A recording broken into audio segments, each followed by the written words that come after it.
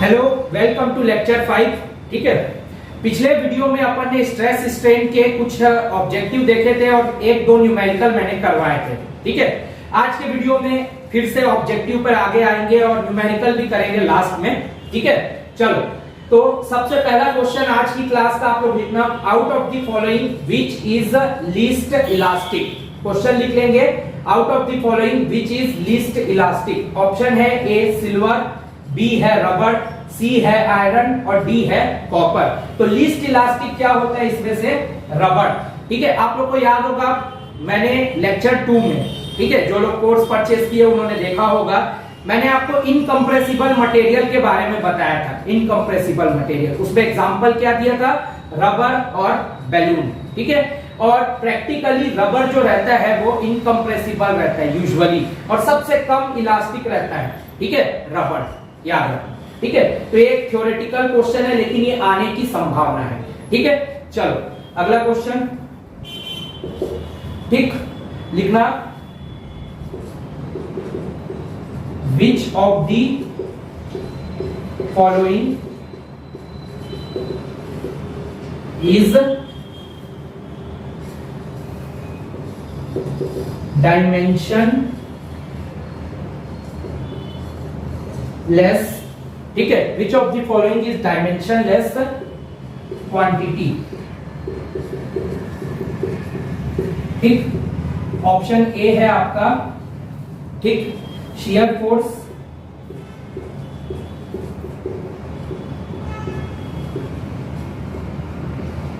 Option B है stress, option C है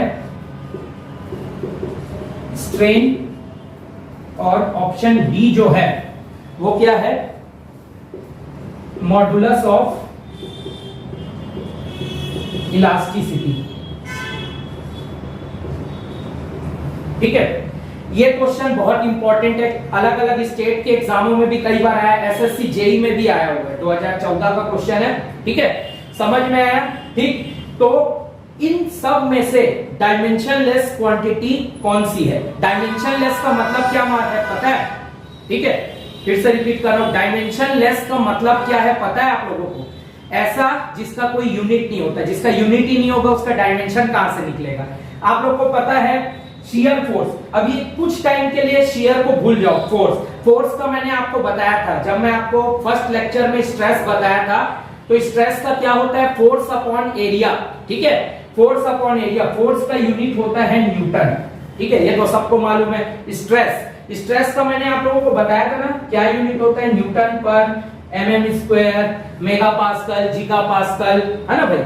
Newton पर मीटर स्क्वायर, ऐसा यूनिट मैंने बताया था आपको स्ट्रेस का। ठीक है, सब चीज बताया था, तो इसका भी एक यूनिट है। स्ट्रेन का मैंने आप लोगों को लिखवाया था नो यूनिट, इसका कोई यूनिट नहीं, और जिसका कोई यूनिट नहीं उसका डायमेंशन कहां से होगा? ठीक है, तो ऑप्शन सी जो है वो करेक्ट है। Which of the following is dimensionless quantity? Strain का यूनिट नहीं, जिसका यूनिट नहीं उसका कोई भी डायमेंशन नहीं हो सकता, और जिसका डायमेंशन नहीं होता वही कहलाता है डायमेंशनलेस क्वांटिटी। अब मॉडुलस ऑफ इलास्टिसिटी तो मैंने आपको बताया है, 2 × 10⁵ होता है स्टील का, उसका यूनिट भी है न्यूटन पर एमएम स्क्वायर, तो उसका भी डायमेंशन है। ठीक है, जिसका यूनिट है उसका डायमेंशन है, सीधी बात है। ठीक, तो स्ट्रेन इसका करेक्ट आंसर है। हाँ, जो कोर्स परचेस किए हैं स्टूडेंट, एक चीज मैं आप लोग को बता रहा हूं, आज रात तक आपको पहला ऑब्जेक्टिव सेट प्रोवाइड किया जाएगा। ठीक है, ऐप पर सीजीपीएससी व्यापम हब वाले, ठीक है, जिसपे आप कनेक्टेड हो, है ना? वो ऐसे क्वेश्चन होंगे जिसको आपको रट्टा मारना है। मैंने आप लोग को बोला है जो इंपॉर्टेंट समझने वाले हैं वो मैं समझाऊंगा, करवाऊंगा, और जो रट्टा मारना है, जिसको डायरेक्ट आएगा कॉपी पेस्ट, है ना, कई क्वेश्चन जिसमें समझने का नहीं है वो आपको रट्टा मारना है, वो पहला सेट आज आपको रात तक प्रोवाइड कर दिया जाएगा, तो कनेक्टेड रहेंगे। चलो अब आगे चलते हैं। ठीक है, अगला क्वेश्चन बहुत इंपॉर्टेंट है, प्रीवियस ईयर क्वेश्चन है। देखो, है ना भाई, मैं फिर बोलता हूं, जो क्वेश्चन मैं करवा रहा हूं यहाँ पे प्रीवियस ईयर उठा रहा हूं, तो ऐसे क्वेश्चन मैं छांट के निकाल रहा हूं जो आने की बिल्कुल संभावना है। और क्योंकि जेई अपन कर रहे हैं तो जरूरी नहीं कि कठिन ही आए, उसमें इजी टू टफ हर टाइप के क्वेश्चन अपने को देखना है जिसकी आने की संभावना है, ठीक है। चलो तो करवाओ क्वेश्चन नेक्स्ट लिखेंगे, ठीक। द एबिलिटी ऑफ द, ठीक, the ability of the material, ठीक, ability of the material to absorb energy, the ability of the material to absorb energy till the breaking, ठीक, till the breaking or rupture, ठीक, take place,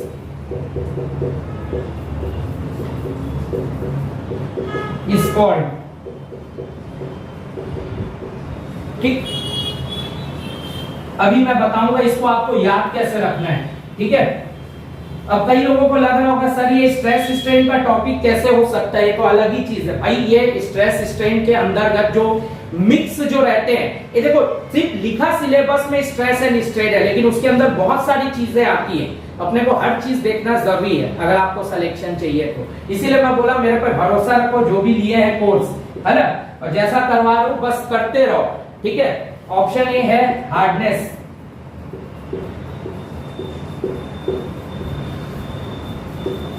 option B है toughness, ठीक, option C है brittleness, और option जो D है वो है सॉफ्टनेस, ठीक है।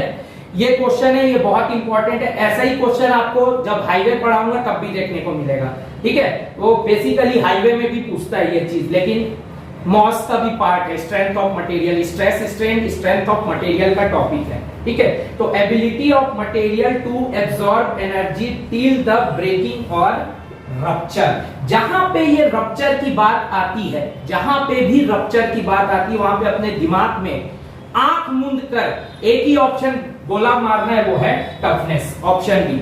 ऐसे पकड़ना है, ठीक है, समझ में आया, ठीक। कुछ नहीं, ये डेफिनेशन है टफनेस की। The ability of material to absorb energy till the breaking or rupture take place is called toughness। ये एक डेफिनेशन है, बस इसमें कुछ समझने की चीज नहीं है, सिर्फ याद करने की चीज है। लेकिन आपको वर्डिंग को पकड़ना कैसे है, रप्चर दिखा मतलब टफनेस, और ब्रेकिंग दिखा इसका मतलब भी होता है टफनेस, याद रखना, ठीक है। वो जब अपन हाईवे पढ़ेंगे तो उसमें तो हार्डनेस है, एब्रेशन और बहुत सारे टेस्ट वगैरह हैं, है ना, तो उसमें और अलग तरीके से मैं आप लोगों को करवाऊंगा, तब देखना और अच्छा लगेगा, ठीक है। चलो अगला इंपॉर्टेंट क्वेश्चन देखेंगे।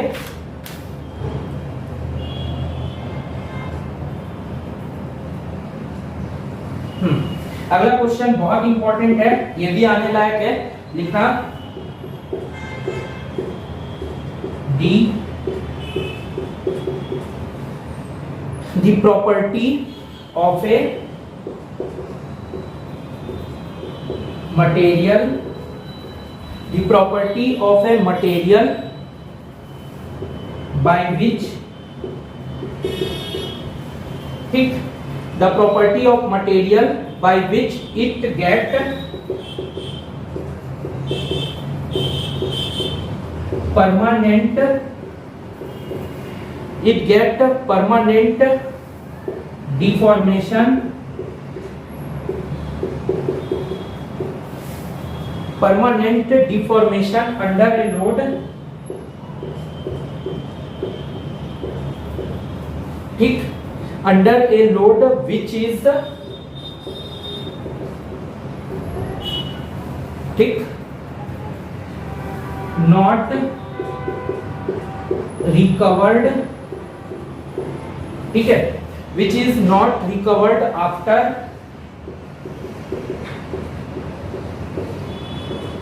removal of load is called,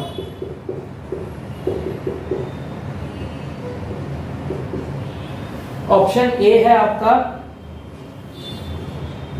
elasticity, option B है आपका ब्रिटलनेस,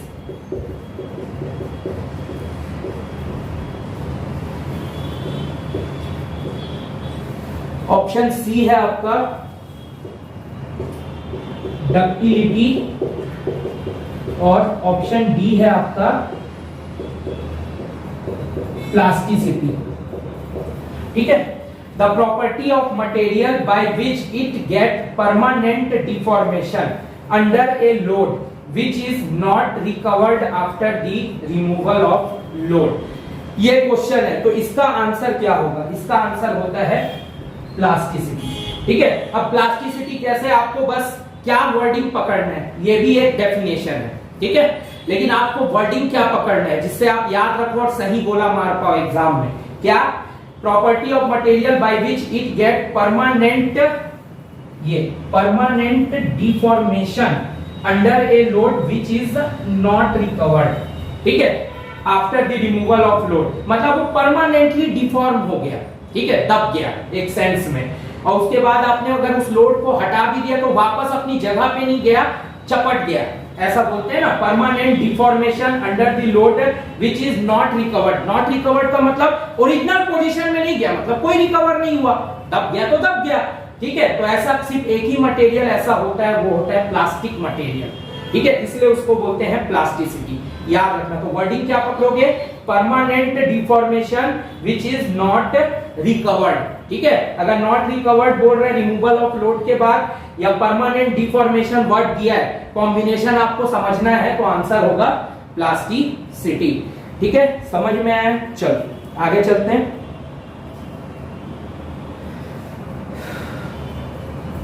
तो मिटा दो।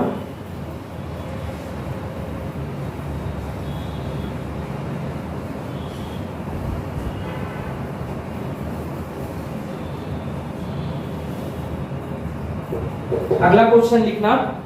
ठीक, दी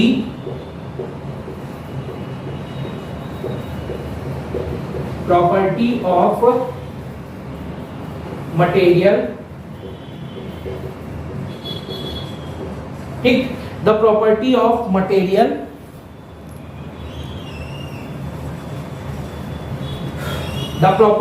ऑफ मटेरियल बाय विच, ठीक, by which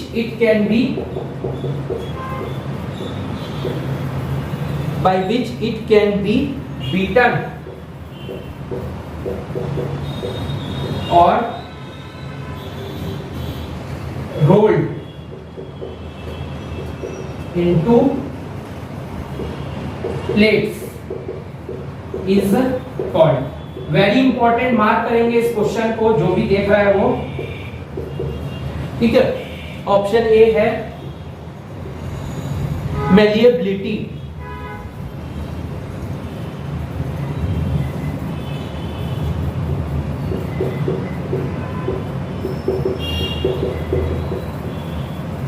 ऑप्शन बी है आपका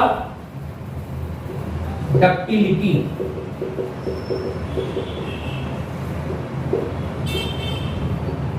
ऑप्शन सी है आपका प्लास्टिसिटी,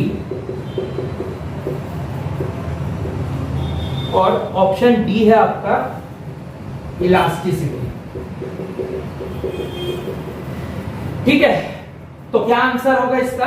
आंसर होगा ऑप्शन ए मेलिएबिलिटी। ठीक, मैंने आप लोगों को बताया था, जो लोग शुरू से लेक्चर देख रहे हैं ऐप में, उन लोगों को मैंने पिछले ऑब्जेक्टिव या उससे पहले ऑब्जेक्टिव में भी बताया था कि डक्टिलिटी और मेलिएबिलिटी में सिर्फ एक अंतर है। वो क्या?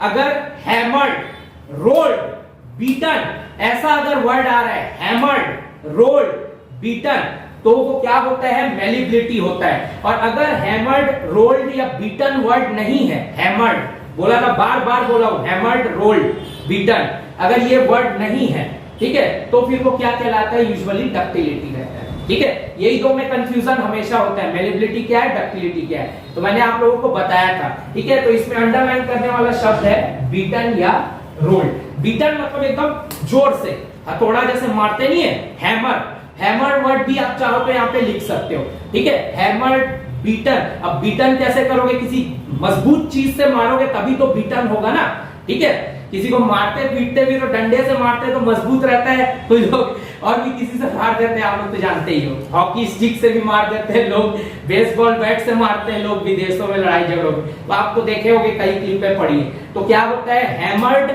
बीटन, बीटन किससे होता है, मजबूत चीज से, तो एक हैमर जो है वो भी एक मजबूत चीज है, तो ऐसा छुपा वर्ड है। तो हैमर्ड बीटन अगर वर्ड है या रोल्ड है, रोल करने के लिए भी आपको किसी स्ट्रॉन्ग डिवाइस की जरूरत पड़ती है, तो ये क्या है, मेलिएबिलिटी। और अगर ये वर्ड नहीं है, हैमर्ड बीटन रोल्ड नहीं है, और एकदम ऐसे पतली प्लेट पे अगर आप उसको चेंज कर रहे हो तो फिर वो क्या है, डक्टिलिटी। तब अगर बीटन रोल्ड या हैमर्ड नहीं है तब, और अगर ये बीटन रोल्ड या हैमर्ड है तो क्या है, मेलिएबिलिटी। तो ऐसे शब्दों को पकड़ना है, समझ में आया, ठीक। तो एक बहुत इंपॉर्टेंट क्वेश्चन है, ठीक। चलो अगला क्वेश्चन तो बहुत इंपॉर्टेंट है, आने लायक है, ठीक है।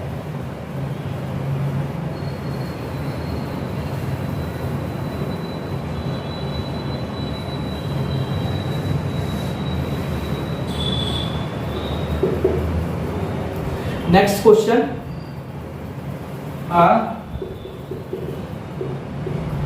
लीनियर फोर्स, ठीक, अ लीनियर फोर्स डिफॉर्मेशन, ठीक, a linear force deformation relation is obtained in material, ठीक। ये बहुत इंपॉर्टेंट क्वेश्चन है, आने लायक क्वेश्चन। ऑप्शन ए है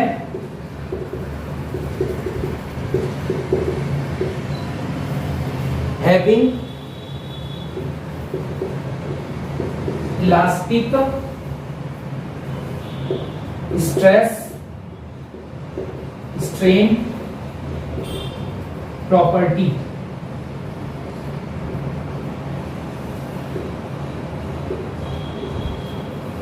ऑप्शन बी है हैविंग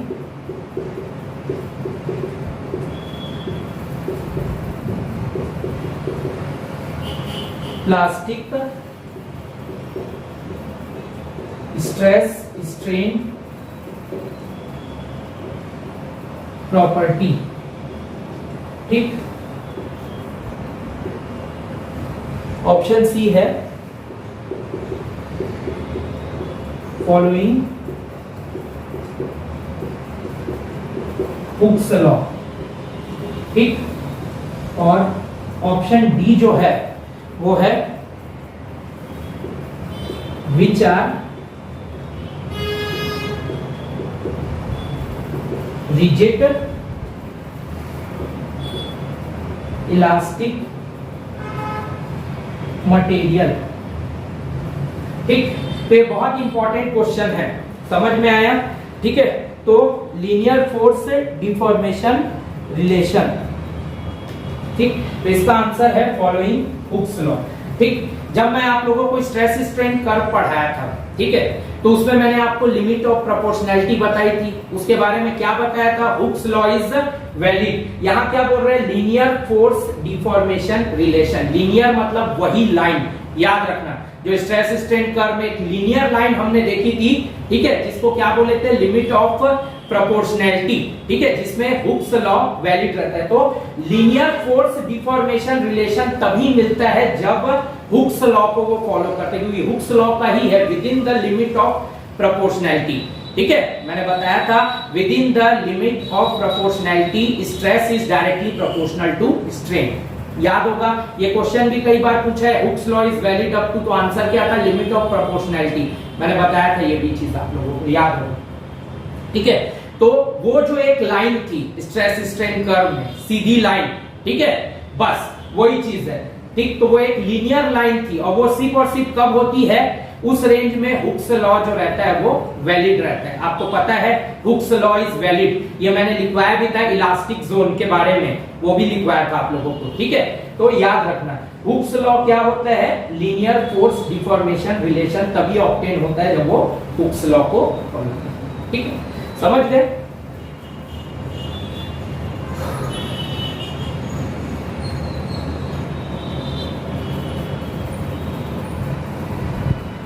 ठीक, चलो अगला देखते हैं। बहुत इंपॉर्टेंट क्वेश्चन जो बार बार आता है और इसके साथ में ही मैं एक तो टेबल भी बनवाऊंगा, उसको भी देखना है, ठीक है। इसी के साथ मैं बनवाऊंगा उस टेबल को, ठीक। तो क्वेश्चन है, ठीक है, टोटल नंबर ऑफ, ठीक, total number of elastic constant, ठीक, total number of elastic constant of an isotropic material is, ठीक है, total number of elastic constant of isotropic material is या आर, ठीक है। ऑप्शन ए है आपका 2, ऑप्शन बी है आपका 3, ऑप्शन सी है आपका 4 और ऑप्शन डी है आपका 5, ठीक है। तो कितने होते हैं टोटल होते हैं 4। अभी एक टेबल है जिसको मैं यहीं पे बनवाऊंगा आप लोगों को, इसको मैं मिटा रहा हूं, है ना भाई।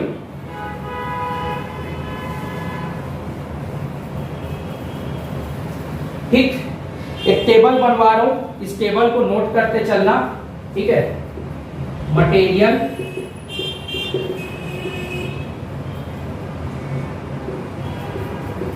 Total constant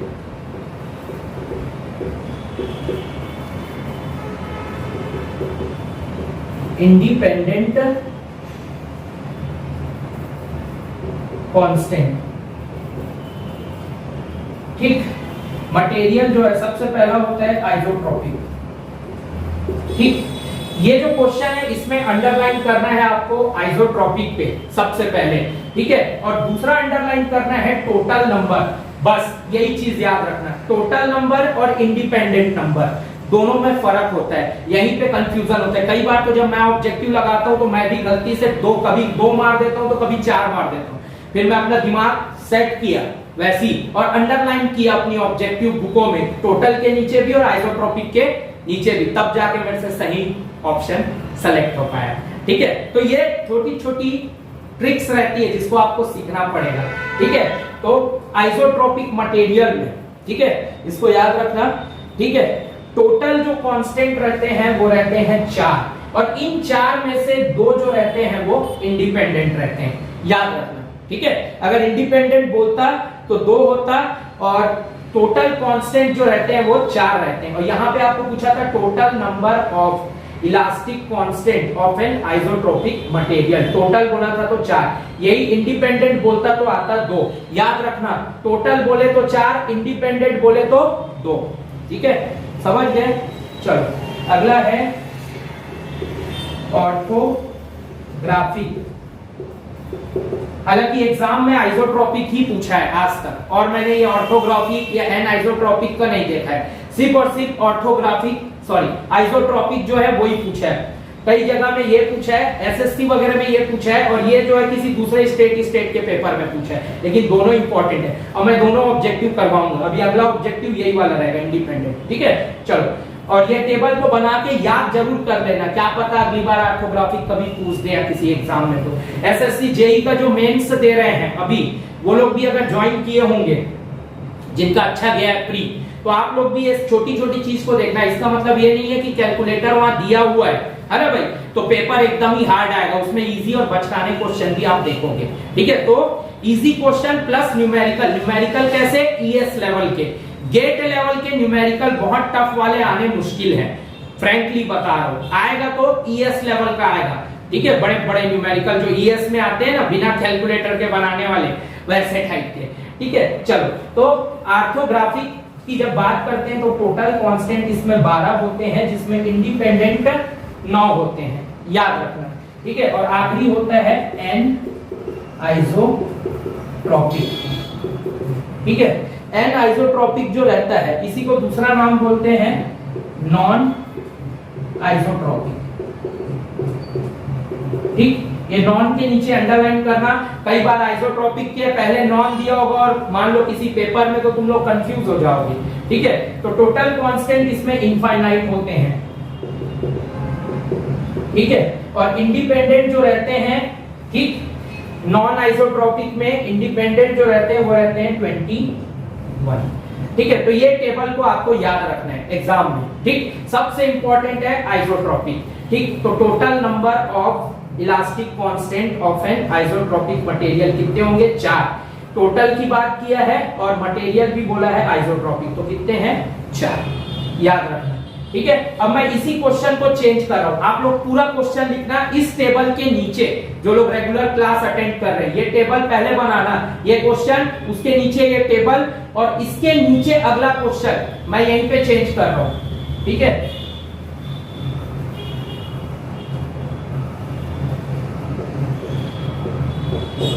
total independent number of elastic constant of an isotropic material. ठीक, अब टोटल इंडिपेंडेंट आ गया, तो इंडिपेंडेंट कितने हो जाएंगे? अब की बार आपका आंसर होगा ऑप्शन ए, 2 ही इंडिपेंडेंट होते हैं। कौन से होते हैं पता है? ठीक, आज तक नहीं पूछा है कौन से 2 इंडिपेंडेंट होते हैं, हमेशा पूछता है टोटल या इंडिपेंडेंट। लेकिन कभी अगर आगे फ्यूचर में पूछे, हालांकि जेई में आएगा कि नहीं मैं नहीं बता सकता, क्योंकि व्यापम जो है बहुत डिटेल क्वेश्चन, इतना डीप नहीं जाता, लेकिन कभी एई वगैरह में आ जाए तो आपके काम आएगा। ठीक है, तो 2 कांस्टेंट ऐसे रहते हैं जो इसमें इंडिपेंडेंट रहते हैं आइसोट्रोपिक में। ये 2 कांस्टेंट कौन से है पता है? ये 2 कांस्टेंट है ई एंड म्यू, याद रखना। ठीक है, E क्या होता है? यंग मॉडुलस ऑफ इलास्टिसिटी, और म्यू क्या होता है वो मैंने आपको बताया है पॉइजन्स रेशियो। ठीक है, याद रखना। ठीक, तो कभी पूछ दे एग्जाम में कि which 2 are independent elastic constant for an isotropic material. Option में दिया रहेगा Young modulus and bulk modulus, B option में दिया रहेगा bulk modulus and shear modulus, C option में दिया रहेगा Poisson's ratio and Young modulus, और डी ऑप्शन में क्या दिया रहेगा? Young modulus and shear modulus, ऐसा टाइप का। तो ऑप्शन क्या होगा? सही आंसर होगा Young modulus E and poisons ratio mu. ये 2 जो रहते हैं ये ही इंडिपेंडेंट इलास्टिक कांस्टेंट रहते हैं, इसको याद रखना। ठीक है, तो ऐसी छोटी छोटी चीजें हैं जिसको आपको समझना पड़ेगा। ठीक, चलो, तो अब मैं इसको मिटा रहा हूं टेबल को, समझ में आया? ठीक,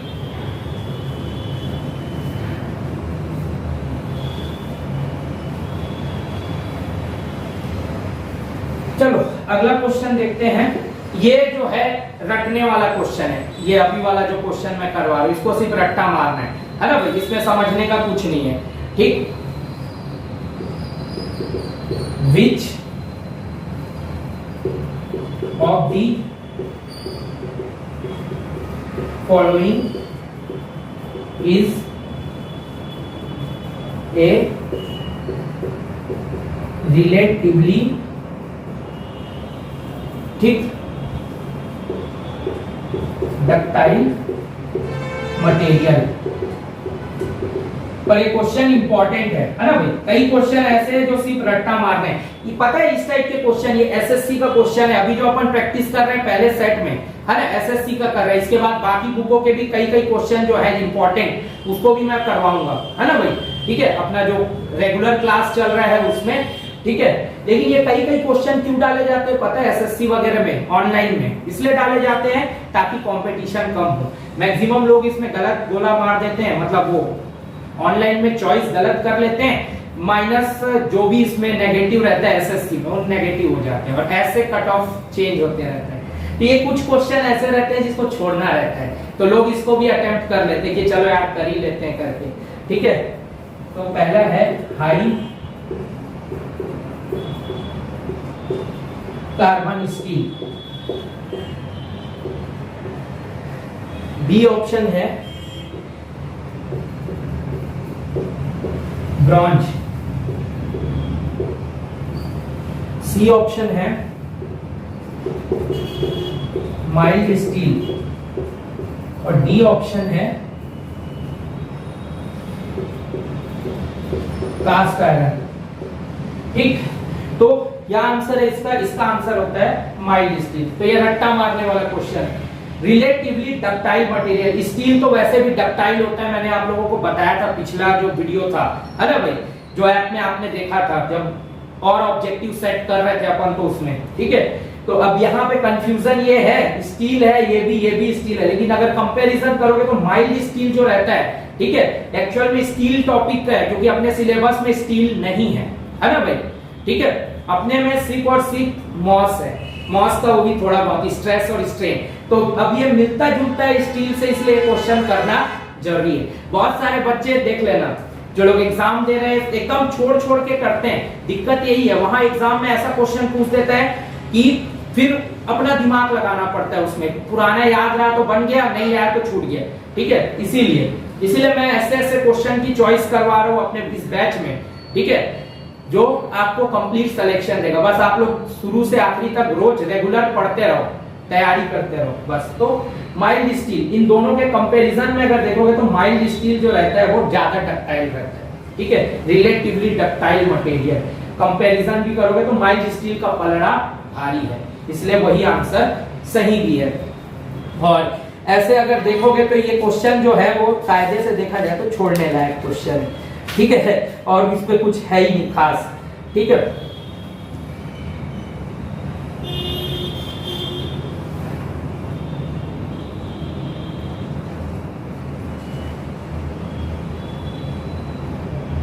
ठीक, चलो अब एक न्यूमेरिकल करते हैं, इसको मैं मिटा रहा हूं दोनों को।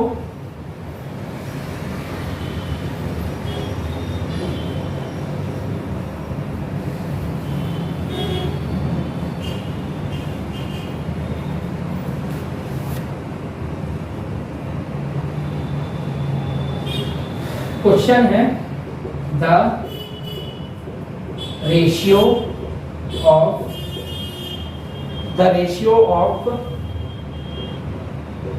Young modulus,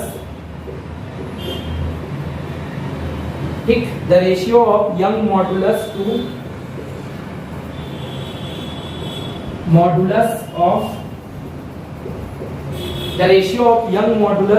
modulus of rigidity, ठीक, for a material having, ठीक, the ratio of young modulus to modulus of rigidity for a material having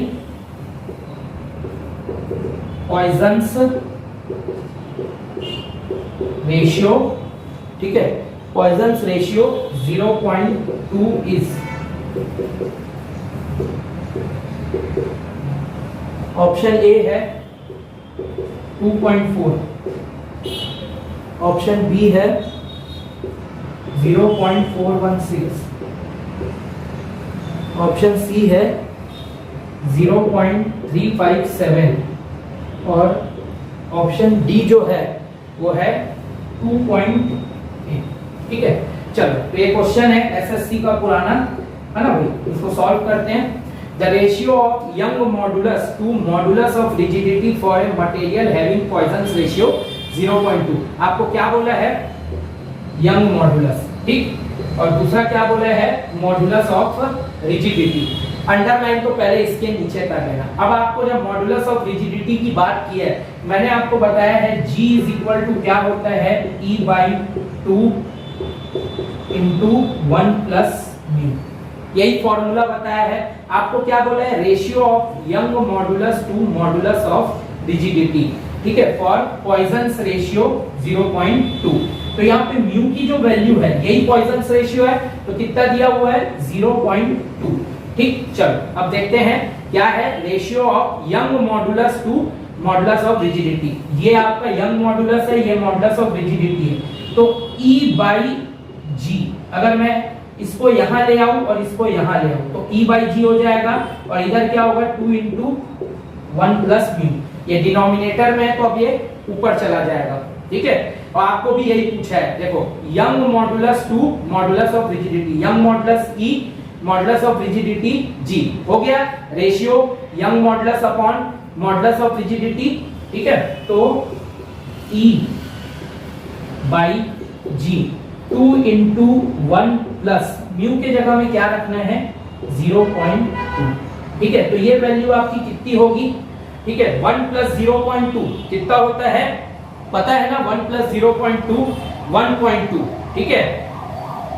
1.2 into 2 तो ये कितना हो जाएगा 2.4, ठीक है। कौन से ऑप्शन में 2.4, ऑप्शन ए, ये आपका करेक्ट आंसर। तो ऐसा आपको बनाना है, और कई लोगों को ऐसा कैलकुलेशन नहीं आता तो उनके लिए फिर भैया बच्चों वाला करना पड़ेगा, है ना। तो 2 इंटू लो भाई 2/10, है ना, ठीक है। पॉइंट को काटोगे तो नीचे 10 आएगा, ठीक।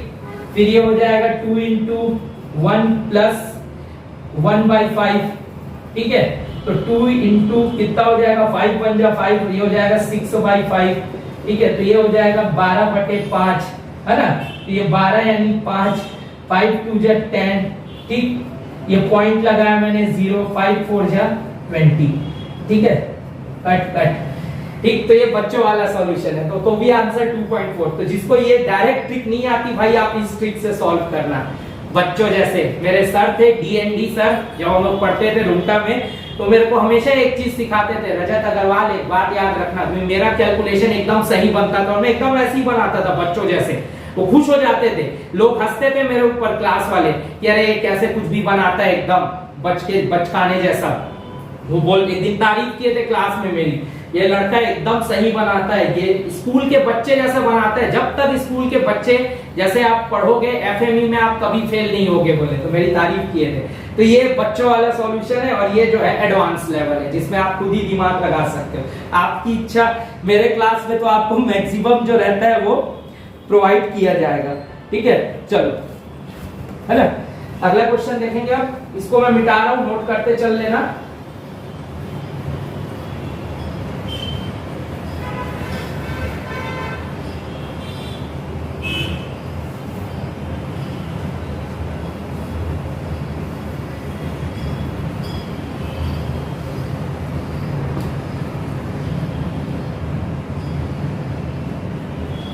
ये अगला जो क्वेश्चन है तो बहुत इंपॉर्टेंट क्वेश्चन है, और ये 100% आ सकता है मुझे तो लगता है अभी CSEB JEE में। इसमें नहीं तो PWD JEE दोनों में से एक में तो आएगा ही अब, क्योंकि बहुत टाइम से मैंने इस क्वेश्चन को, मतलब आज तक मैंने देखा ही नहीं है क्वेश्चन की कोई पेपर में आया होगा CGPSC या CG व्यापम के JEE AE में। तो ये क्वेश्चन तो बहुत इंपॉर्टेंट है, ठीक है। क्वेश्चन है the area under stress strain curve represent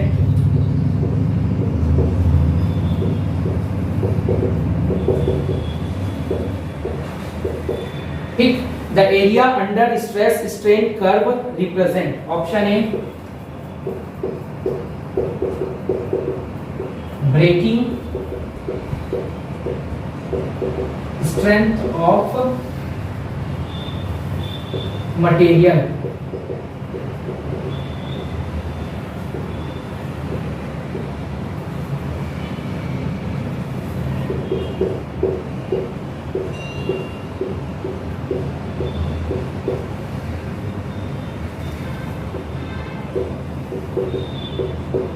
toughness of material।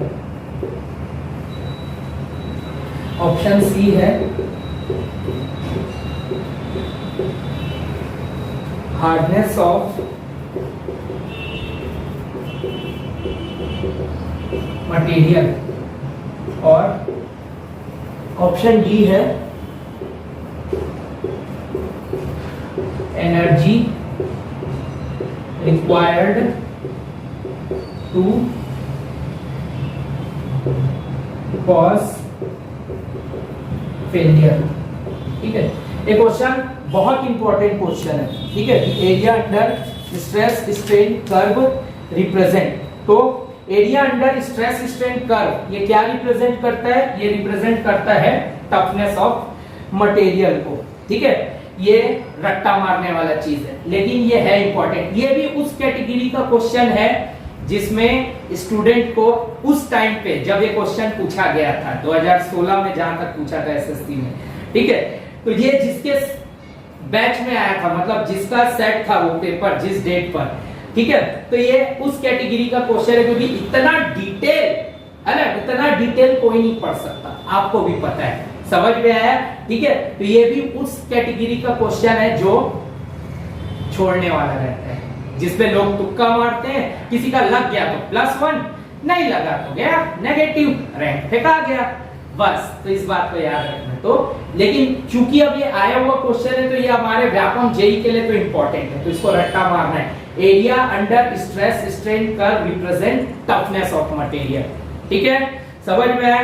मैं पहले ही बताया था आप लोगों को, ठीक है, जो भी मेरे इस बैच में है, जो क्वेश्चन आपके समझने के हैं वो समझने के, कई क्वेश्चन रट्टा मारने वाले, कई न्यूमेरिकल भी रट्टा मारने वाले, ठीक है। मतलब जिसको आप पेपर में अगर बनाने बैठोगे तो वो 5, 10, 15, 20 मिनट तो वही निकाले। जैसे एक एग्जांपल देता हूं मैं, एसईएस जब 2020 हुआ था तो उसमें एक क्वेश्चन आया था, याद होगा सबको, 5/7L वाला क्वेश्चन, है ना भाई, याद होगा। मेरे सामने पेपर है एसईएस 20 का, देखते हैं, बता रहा हूं कौन सा क्वेश्चन था वो। हाँ, a simply supported beam ABC of length L carries concentrated load P at intermediate point B. If slope at A is 0.75, slope at C. ये वाला जो क्वेश्चन आया था, इसको अगर तुम बनाने बैठोगे ना तो 2, 2.5, 3 पेज निकल जाएगा, और आपको मिलता ही कितना है पेज, है ना, पेपर में। तो ये ऐसा क्वेश्चन था जो प्रीवियस ईयर क्वेश्चन था, किसी बुक से आया था, जहां तक गुप्ता एंड गुप्ता का क्वेश्चन है। तो ये क्वेश्चन ऐसे होते हैं जिसको सॉल्व नहीं किया जाता, सीधा रट के गोला मारा जाता है, ये चीज। तो मेरे इस बैच में मैं वो भी क्वेश्चन आप लोगों को प्रोवाइड करवाऊंगा जिसको रट के सीधा गोला मारना है, जिसको सॉल्व करना ही नहीं है, क्योंकि आप उसको सॉल्व करोगे तो आप बाकी क्वेश्चन बनाते ही रह जाओगे, लेकिन वो छूटना भी नहीं चाहिए, क्योंकि प्रीवियस ईयर है, बहुत से ईएस गेट वाले बच्चे पढ़ते ही हैं उसको, उनको याद रहता है, वो एज ले लेंगे। इसीलिए अपने बैच में मैं उन क्वेश्चनों की भी चॉइस करवाऊंगा, ठीक। तो कई न्यूमेरिकल ऐसे हैं जो आपको रट्टा मारना है, प्रीवियस ईयर के, जो सॉल्व करने लायक नहीं है।